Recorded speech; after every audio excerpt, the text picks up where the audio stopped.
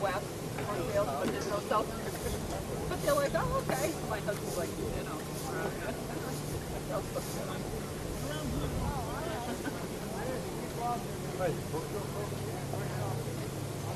Here? Yeah, well, yeah, if I'm right now. Yeah, you're from the western part, so yes, it is. Yeah.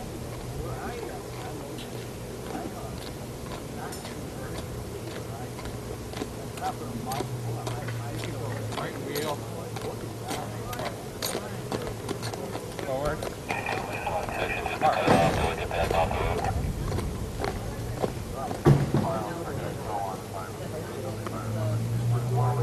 Or whatever one it was. Then it helps if I have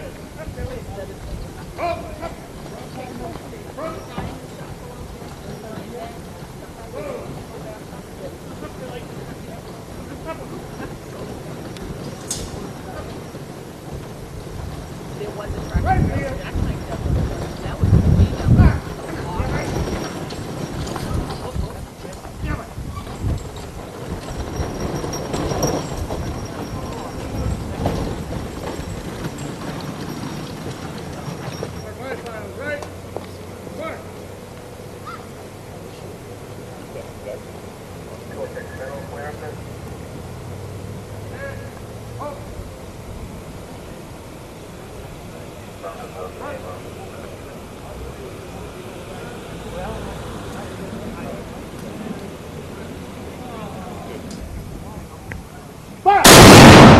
Recover! On! Shoulder! On! Freeze it! On! To the black panther. Huzzah!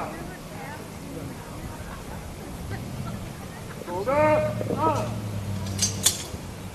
Break, break! To the rear with a Hardy Massachusetts! Break ranks! March! Massachusetts! A little more Hardy, gentlemen. We're getting good at that. Sounds like one gun. One big gun. Guys in Andersonville wrote the grant, and voila, we got the grant, which we combined with a Mauser grant to pay for that piece. So all the pieces were coming together. All we had to do was lay the stone. And all we still have to do is lay the stone.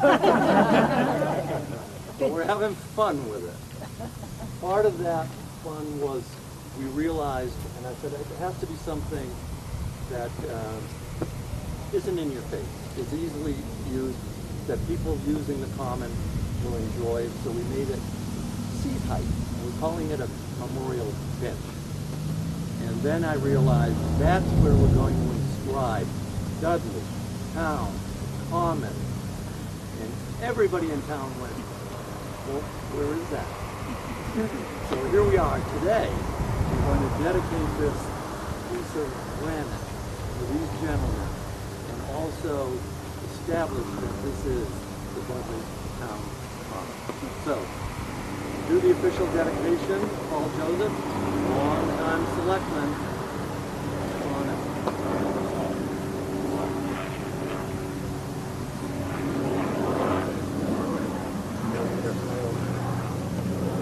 For me,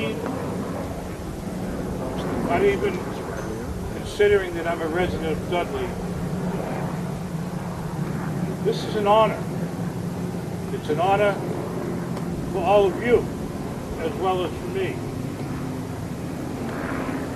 But as a history buff, I'm even more honored.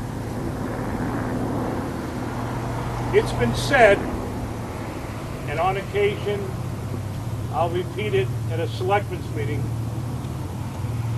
that the nicest thing, or the most important things that we can give to our children are roots and wings. This little plaza, in fact the entire common, through the work of Ed, Mike, the whole historical commission, Jason, everybody else who helped, Mercer, we are, in fact, providing some roots for our children. Acknowledging who founded Dudley, and their names we should recognize. Who died in Andersonville? Those boys became men when they went to Andersonville, just to survive. Again, look at the names.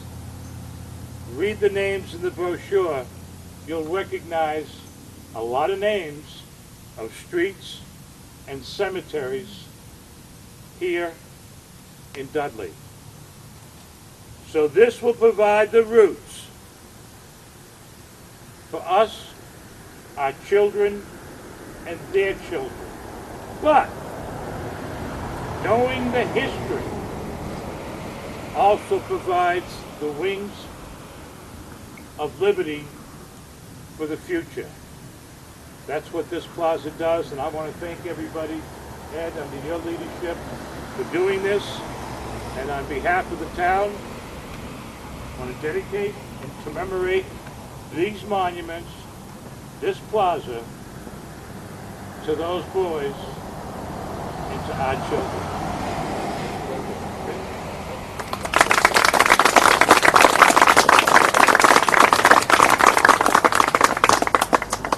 The 6 names on here include 2 Nipmuc Indians. And we have today with us 2 people representing the Nipmuc Nation. First speaking will be Ken White, chairman of the Bunnagungamog, I should know that better, council. I was going to do the whole lake song. And Tom Silver Fox Morse, who is their spiritual leader. And they will do the commentary and then some spiritual prayer. Gentlemen.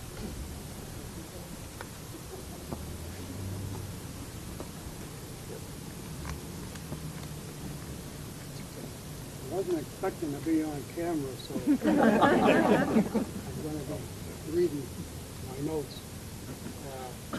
First, I want to thank the town of Dudley for recognizing these 6 Civil War heroes in Dudley. 2 were Nipmuc Indians, Hezekiah Doris and Jane Nelson. I'm very proud to say are descendants of my family.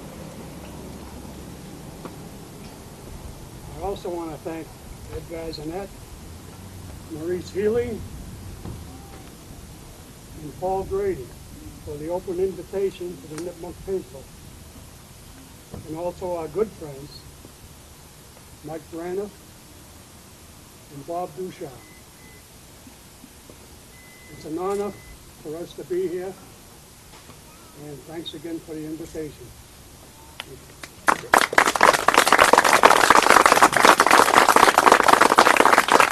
As I bring Tom Silverfox up, I should tell you, back in the day when we planted an elm tree over there with the 3rd graders, the Nipmucs came in, and Tall Pine actually, I think, did the prayer that day. The kids were mesmerized by it. Now that tree's been through a lot. If you look in it, it goes every which way. It's been mutilated so many times, and it came back every time. So the other day, Mike and I were there just making sure it was still all right. And as we left it, there was this lovely feather on the lawn. Who knew? Continue.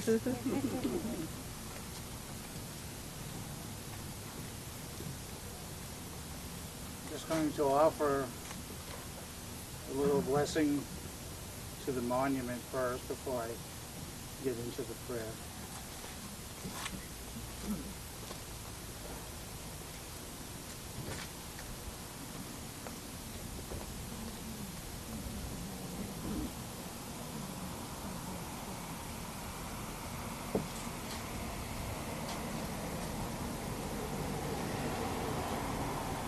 Sinuta wami masakit minute 2. Ni wampo sis wampo shoki. Nanapuana Kabin Manatu. Nupian Tam Asakisa Kakash Nuachi Wami Ninamasinoam. Ut Kisak Nupian Tam Nuachi Nishno Waramachta Ao. Wo Nishnu Ut Kisa Husu Anmusan Ut Akumi. Notanao Nishno Ut Kita Hubku Uta Ut Apu Namwe Akoni. Notanao Nishno Ut Kita Hubku Machi Mapu Kitayam. Nia ni yoyachi nia one nopanashao nioki wakatun wachi onkatag wasanao nuachi nakaya hiya machi manaki. Roshanam nisquantum kisak wachi nishno kita hoku. Tabadni padabadamish nakatitu. Aho. What I said is, hear me, Almighty Great Spirit. I, Tom Silverfox Morse, stand before thee, Great Spirit. I pray for my people each day. Today I pray for the departed. May all the souls rest in peace. Show all the souls a way to be peaceful. Show all the souls everlasting life. Always we who walk the earth ask for another judgment from our Creator. Open the doors to heaven for all the souls. Thank you. I thank you. I have spoken. Silver Fox.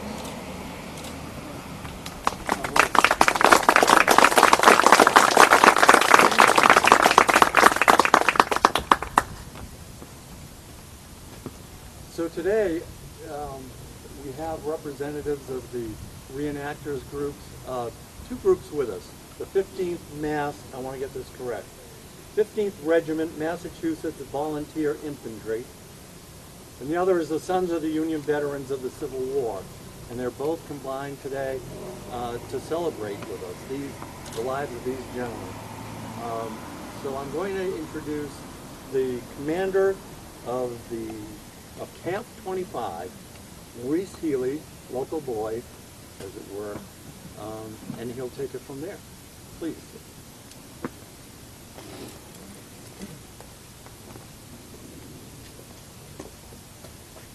Thank you all for coming. I'm Maurice Healy. As Ed said, that I'm the camp commander of Sons of Union Veterans of the Civil War. I'm an actual descendant. I'm also here with my brother, Senior Vice Commander Paul Grady, also a descendant. His ancestor's name is on their monument over there. He died July 3rd at Gettysburg. Also, we have the 15th Mass Regiment over there. To the left is Bob Ward, a descendant of Colonel Ward, killed in action at Gettysburg. To the far right is Deborah Martin, a descendant also.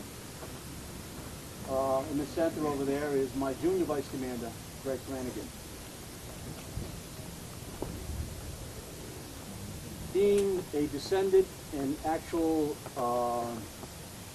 knowing what these men went through, researching history, learning things from people who have already been there and done history, it's amazing the stories, how they just overlap each other and how things tie together.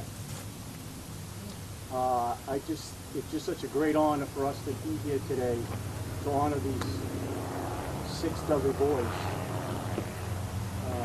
It's a special day. Thank you for everybody.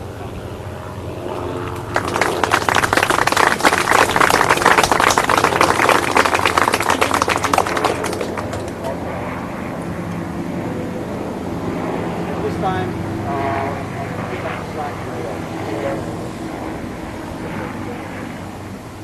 The flyover.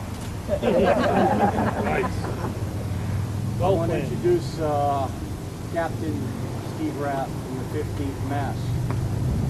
He's going to tell you a little bit of his family to Andersonville, and he has some more information to share about the 15th Mass.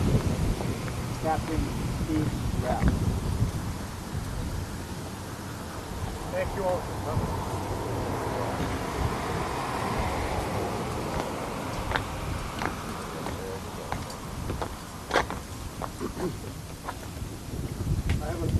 is quite an honor for me. A total of 13,714 Union dead are buried at Andersonville National Cemetery. Massachusetts has 767 known dead interned there, of which 25 are boys from the 15th Massachusetts. They are Corporal Warren H. Alger, Private Donald A. Campbell, Private Peter Christensen, Private James Coates, Private Joseph Copeland, Private Francis W. Eaton, Private Joseph E. Fellows, Private Herbert N. Fuller, Private William Garnett, Corporal Andrew W. Garside, Private Charles A. Gleason, Private John Grob, Private William G. Hart, Sergeant Alfred A. Howe, Sergeant Harrison Moulton, Private Patrick Mulvaney, Private John O'Connell, Private Anson P. Peckham, Private Frederick Pontius, Private James Quinn, Private Walter H. Stetson, Private Patrick Sullivan, Private William M. Trescott, Private David O. Wallace, Private Thomas K. White, all of the 15th Massachusetts, and Private Joseph Benoit, 1st Vermont Cavalry by ancestry. Thank you.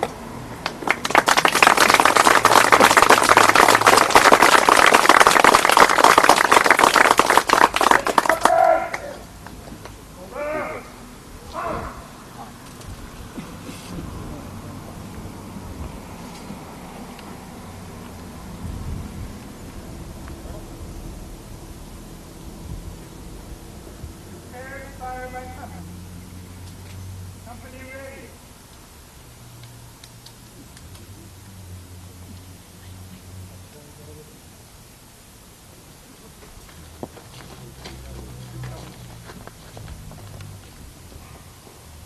Ready.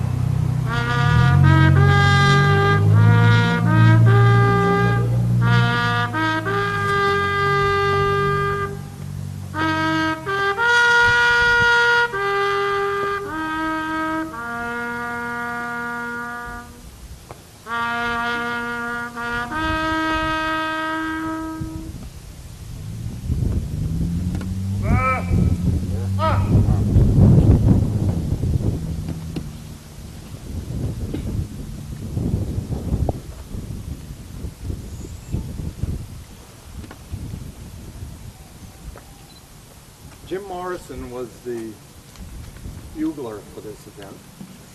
Usually we see him with the Pulaski Brass Band. So I'm told we better have a concert up here next year. I think we will. We're looking toward National Registered District for this area between the Carter House and here. And if that happens, we'll have a big celebration. So show up at town meeting when I come looking for money. Thank you for coming out.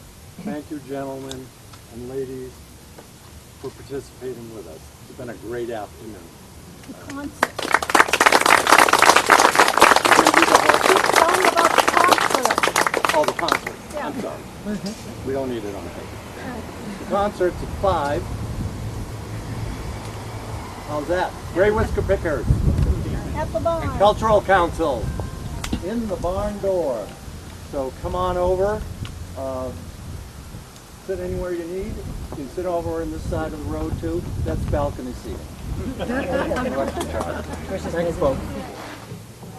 You just saw my husband on the other side of the street. He's the Dudley Historical Commission. My name is Linda Basnet, and I'm chairman of the Black Cabin Historical Society. And we both are historic because we're both old.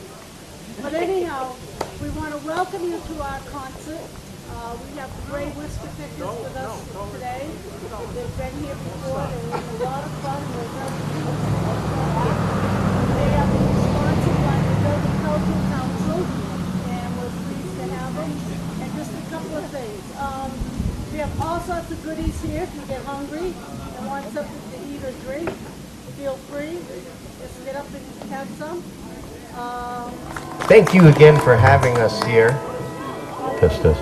We're going to start off with some traditional music for you.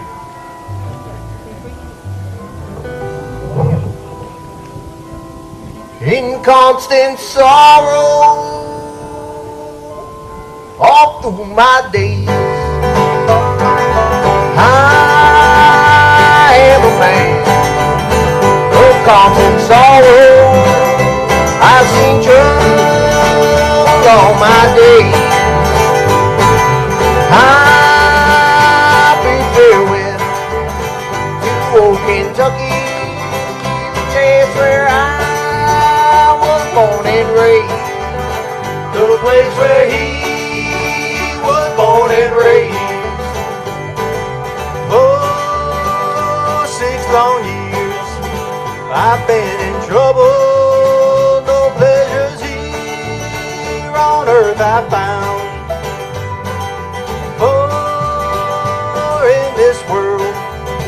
I'm bound to ramble, I have no friends to help me now. He has no friends to help him now. He's fairly well, well, my old lover, I'll never expect to see you again. Oh, I am bound ride that railroad, perhaps I'll die upon this train. Perhaps you'll die upon this train. All right.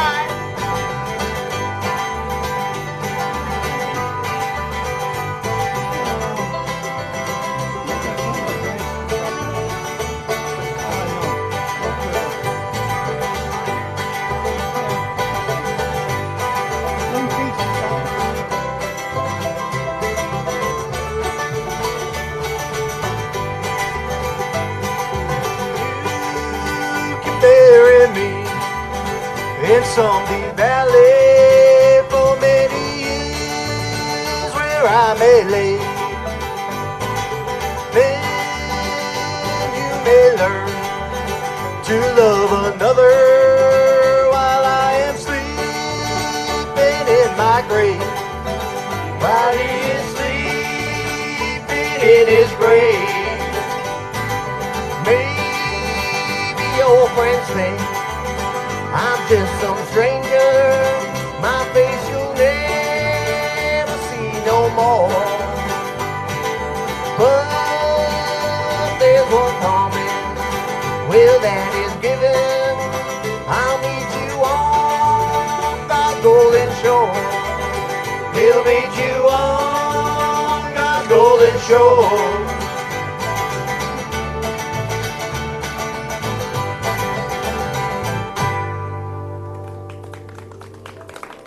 Thank you so much. We're glad to be here. Beautiful evening in summer. Thank you. We're the Gray Whisker Pickers. We're going to do another old-timey song for you.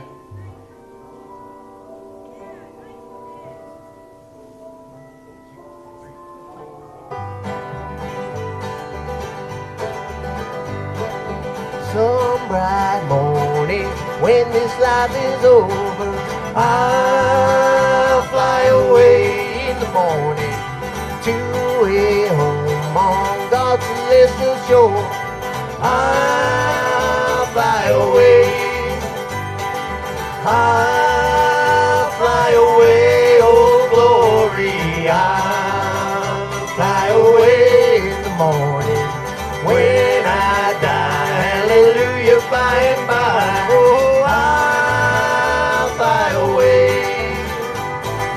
when the shadows of this life have gone. I'll fly away in the morning like a bird from these prison walls. I'll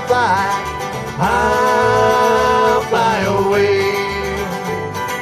Oh, how glad and happy when we meet, Lord. I'll fly away in the morning. No more cold iron shackles on my feet, Lord. I'll fly away. I'll fly away, oh glory. I'll fly away in the morning when I die. Hallelujah, by and by, Lord. I'll fly away.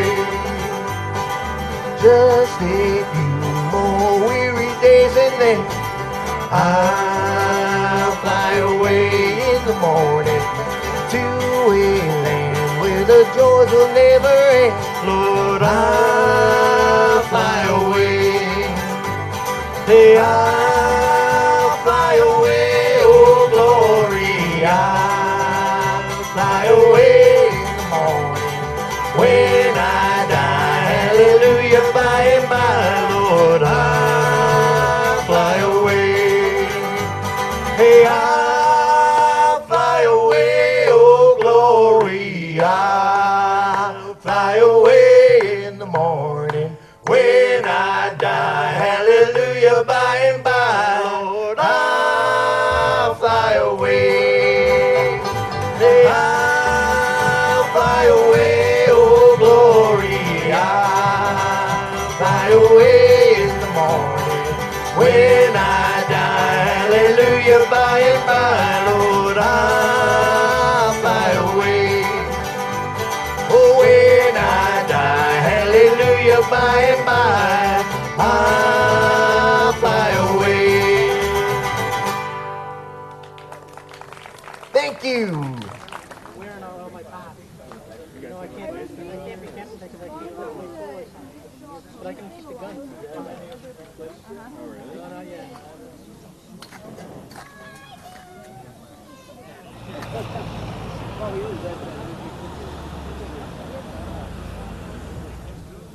Here we are in what it will be the surround of two memorials. The stones on the surround are what we got from the Stevens warehouse, recently demolished and promised to us and have been laid by Jason Hall. And what it does is encapsulate this area where we'll have a section for interpretive signs, so anybody coming up can find out where they are and what the buildings around them mean. We have the founding families listed on this memorial, which was the reverse side of the 250th anniversary memorial. And we have our new memorial, which is dedicated to 6 Dudley boys, as they were called, from the Civil War that were incarcerated in the notorious Andersonville prison in Georgia. A dreadful place. Most people didn't come back from it. But we had 6 guys there. 2 of them, interestingly, were Nipmuc Indians. So 1/3 of our group there were native to our town. We're pleased to have this here. I hope it makes sense to people when they come up the road. The reverse side of that monument says Dudley Town Common. Most people had no idea that's what it was. But we're pleased to be here, and we invite people to come on up, see our interpretive signage, and enjoy a day on the Common.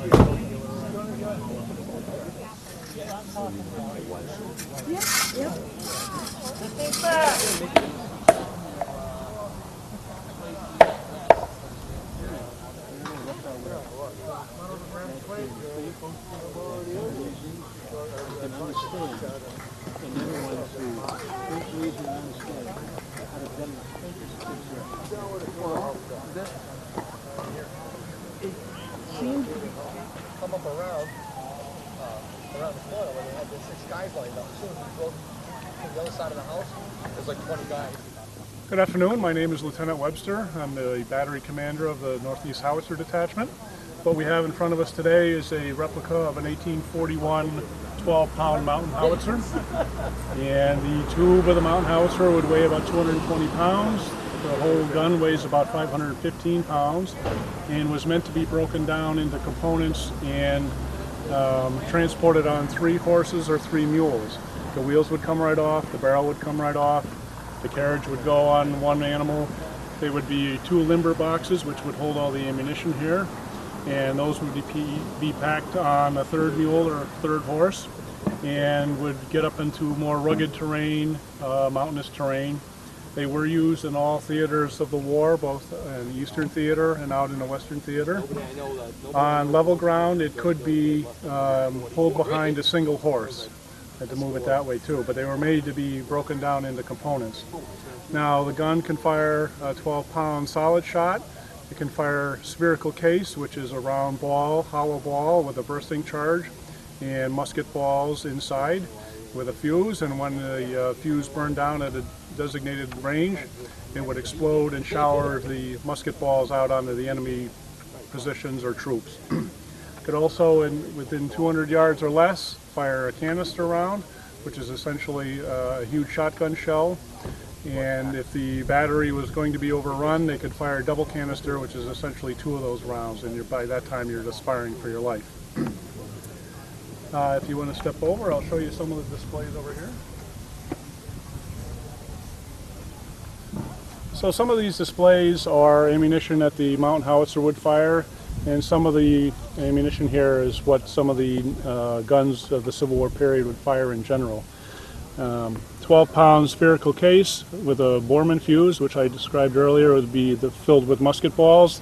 And with a Borman fuse, you would punch out the number of seconds with a little tool, and that's what it would take to burn down as the cannonball is in flight to detonate the bursting charge inside. Schenkel shell was a different type of a cannon shell with a percussion fuse on the end, so when it hit something solid, it would detonate the shell that way.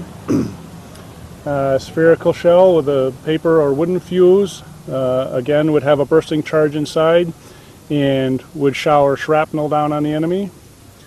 I just mentioned the canister round, and this is a fixed round of ammunition. It has the powder bag banded right to the projectile. These other projectiles would have to have a powder bag rammed down into the bore first and then the projectile second. So canister round is in the cutaway here. You can see the musket balls would carry anywhere from 70 to 120 musket balls depending on the size of the ammunition. And that's essentially just a big shotgun shell. Another type of rifled shell, this from a Parrott rifle. Again, a percussion shell, when it hits something solid, it would burst the shell. Grape shot was used more in masonry fortifications against warships or from warship against warship. And this would be used to rake the decks, cut the rigging, put holes in the sails to take the wind out of the sails, that type of thing. Bar shot and chain shot also used from ship to ship, and this would be rammed in lengthwise, and when it was fired it would start rotating. Again, it would cut the rigging, cut the sails, and obviously if any sailors were in the way it would wound or kill the sailors, and the same for chain shot. This would also rotate around.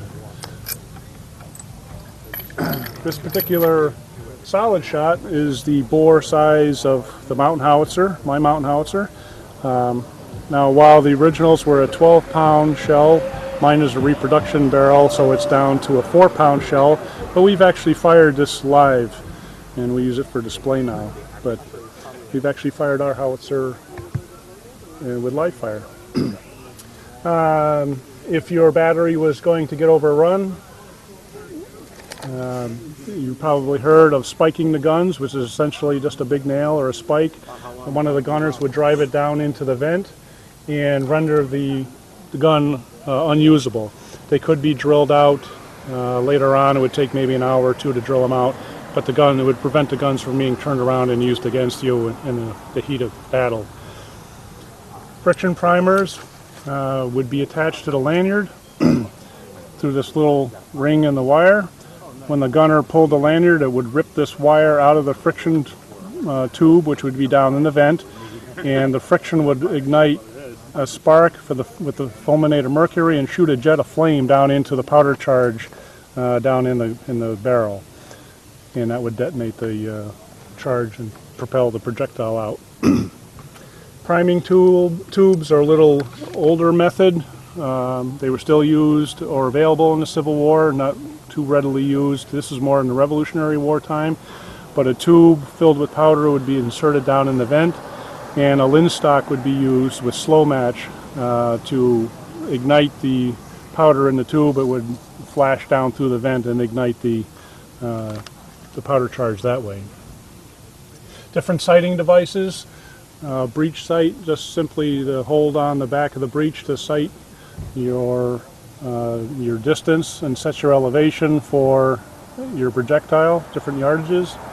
The gunner's quadrant would go right into the barrel of the cannon, and through your elevation you can see the plumb bob would indicate what your angle is of elevation to also judge your range. Shell tongs were used for bigger shells, the Columbiads 8-inch and above, or mortar shells. The shells would have little ears in them, and two gunners would actually use the tongs to put in the ears because it was such a heavy shell and lower it into the barrel. So that's what those were used for. So that about wraps up my displays. Okay, it's very interesting. Thank you. Well, thank you. Thank you for coming. Okay.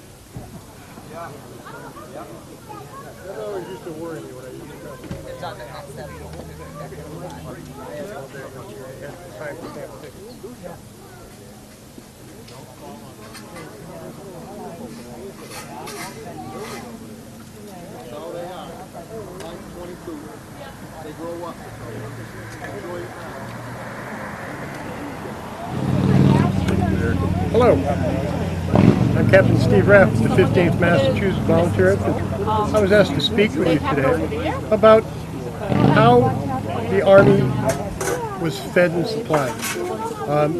For the most part, each regiment had what they call a cook major, and the cook major would take several men from the ranks, and they would be the assistants, and this cook major would be responsible for feeding each company, the company of 100 men, and he would prepare foods to feed in masses. So they would have, if they were fortunate enough to have their supply line in tow with them, they would be able to have meat because the cattle would be following along with them. And, each time they'd stop for an encampment, they'd butcher a cow, and he would become the entree of the evening. They'd also have plenty of fresh vegetables during the season, and if not, and back then canning was just coming into vogue, so they were able to have canned vegetables, and so they would be able to supply that. Big on grains, flour, they would make bread, so there was a lot of ample food for at least the Union armies, unless they were on the march. When they're on the march, then they would be foraging. Foraging would mean that when they'd come into an area of abundance, such as farmland and farms, they would go into orchards, they would go into farms and take cattle, they would take chickens, eggs, they'd go into root cellars and clean out the root cellars. Of course, paying the farm owners with paper money at the time. And they would be able to then feed the troops while on the march. And as far as diets, as long as they had the supply train close with them, they ate rather well. When they were foraging, then they were up to God's good graces. A lot of times they would eat things such as apples that weren't quite ripe, or corn that wasn't quite mature yet. So they would have some issues. They would call it the soldier's disease. We refer to it as dysentery today. But they would need to be very careful because during the war, there was in excess of almost 650,000 dead. And unfortunately, 2/3 of them were due to disease, and the biggest disease that they died of was in fact dysentery, or the soldier's disease. But that's pretty much in a nutshell, a succinct manner of how the armies do were fed. anything anymore. I hope you have a wonderful day, and thanks for your interest. Okay, thank you. Good afternoon. My name is Paul Grady, past camp commander, senior vice commander of the Willie Grout Camp 25 of Worcester, Sons of Union Veterans of the Civil War. This is Commander Healy, and we're here to show our passion for the restoration and preservation of our family and the legacies that they left behind. Here we have a lot of stuff here to show. And that's pretty much it. We're just here to honor Lieutenant Corbin and the 6 men who died in Andersonville that were from Dudley, Mass. Okay. This is it still on? This is Camp Commander Camp 12, Mark Zamba. How you doing? And he can tell you a little bit about what's in front of you. Yeah, if you explain some of these items. Over here on the table we've got some different articles, some of the comforting stuff for Civil War soldiers. For entertainment, a lot of them would play the harmonica or the jaw harp. We have a Union prayer book over here, the old-fashioned toothbrush here, and some toothpaste. Sewing kit right here. It's called a housewife. You get your forage cap. How's this for a comb, huh? Carved out of a piece of pine wood. You get your box of lucifers here in this watertight tin box here, which is not very watertight, as you can see. Beeswax candles. The metal mug. Over here we have what they call a mucket. It's part mug and part bucket. So the soldier would go up in the chow line and get his soup or food, whatever, and have a cover on it there to keep the flies out of it and anybody else's hands out of it too. Here, this is the most famous piece really, is the hardtack. As you can watch here, hard as heck, isn't it? You're going to soak that in coffee or water or soup or something like that to soften it up. You know, this right here was a common thing during the Civil War, was a canvas bucket. When you went to get water, rather than carrying a tin pail around with you, you folded up a canvas bucket here, packed it amongst your stuff. One of my favorite things to talk about though, Necco wafers. New England Confectionery Company. Started in 1847. Many a soldier got this in his comfort pack from home, along with the housewife and the candle maybe, and a box of matches and stuff like that. But the Necco wafers, they're just made out of sugar. You know, so they're a simple candy, but they go back to 1847, so they were in the Civil War. Oh, Brogan's right here, made in Massachusetts. Matter of fact, here you want to. The soldier we're honoring. You get that on? Yeah. Now, the soldier we're honoring today, Frank Corbin. He listed his occupation as a shoemaker, and these are peg brogans that were made for the Civil War. They probably came from Massachusetts back then. And this was common too, was the wool socks. These are a little bit beat up, but you know what? They were going to still be used no matter what kind of condition. They would darn them or stitch them or whatever they could. And if they got too bad, well, they just wear them around their hands, stuff to keep warm. Wool socks, a great commodity back then.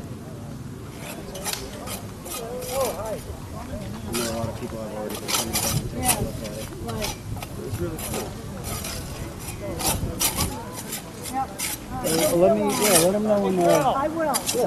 Okay, cool. I'll be here for probably another 20 minutes. Good. Okay.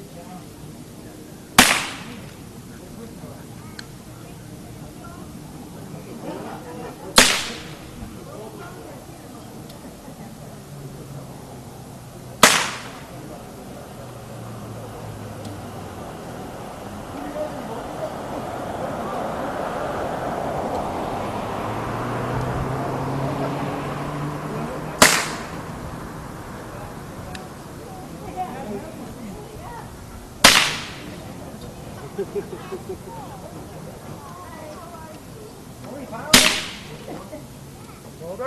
up. Order up. Move.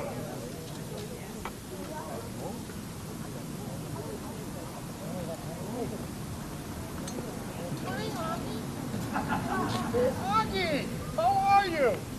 Augie.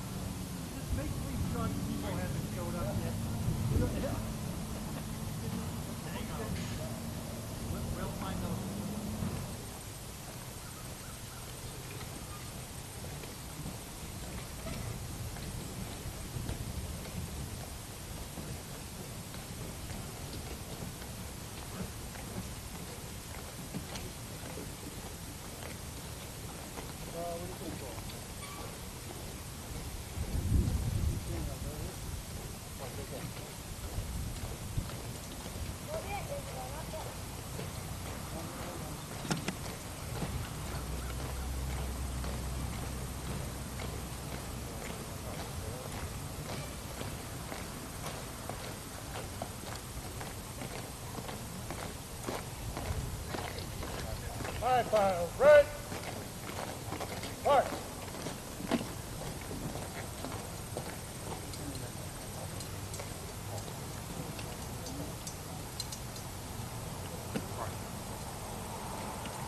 Today, hold, front.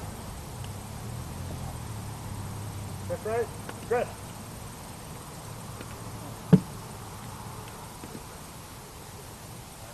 Order, on. Parade, rest. Drink. Take one. Everybody take a drink, right? Thank you everybody for coming. I am Maurice Sealy, Commander of the veteran of the Civil War. I'm Senior Vice Commander Paul Grady, 15th Mass Volunteer Regiment, 20th Connecticut, and Northeast Battalion. Well, thank you for coming. This is a special day.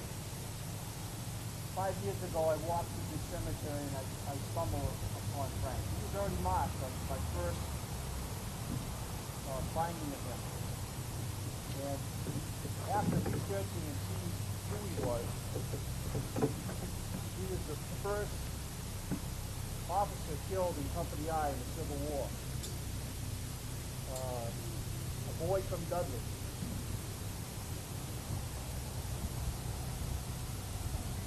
So, Senior Paul, Vice Commander Paul Grady has a few words to say. Oh, I got the guy. I'm sorry.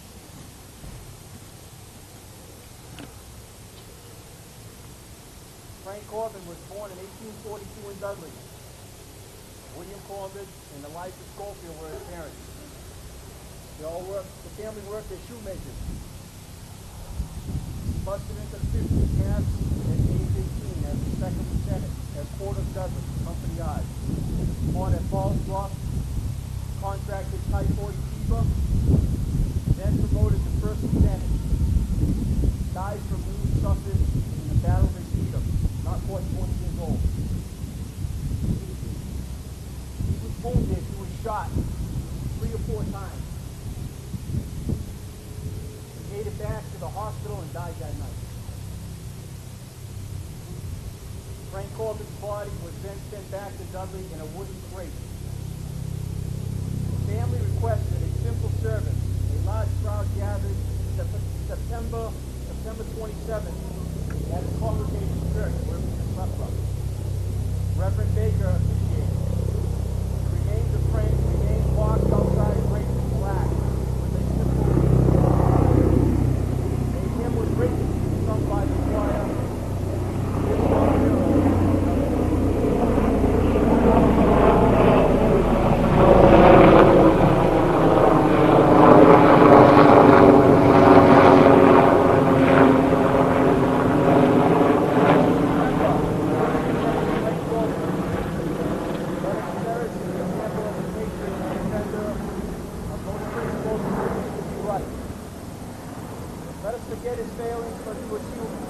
living only in virtue.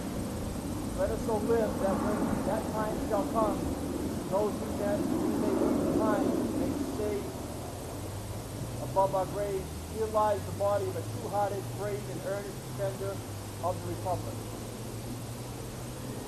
Soldier, rest, thy warfare is over. Sleep the sleep that knows no waking. Dream of battlefields no more. Days of toil, nights of watching. First Lieutenant Frank Corbin's grave should be surrounded by everything that might inspire tenderness, veneration for the dead, or that might win the living to virtue. It's not the place of disgust and dismay, but of sorrow and meditation. Then shall the dust return to the earth as it was. The spirit shall return unto God who gave it. 1,000 battlefields have drunk the blood of women who brave. Countless homes are dark and dreary through the land they died to save. He sleeps his last sleep, fought his last battle. No sound can awaken glory again. Amen. In behalf of the Grand Army Republic, for whose integrity and unity our late comrade Frank Corbin offered his services during the War of Rebellion, I deposit this flag.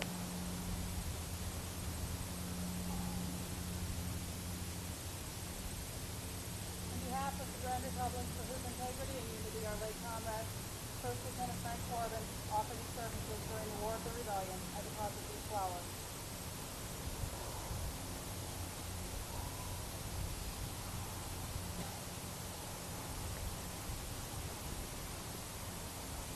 On service of dedication, First Lieutenant Thomas First Lieutenant Frank Corbin presented.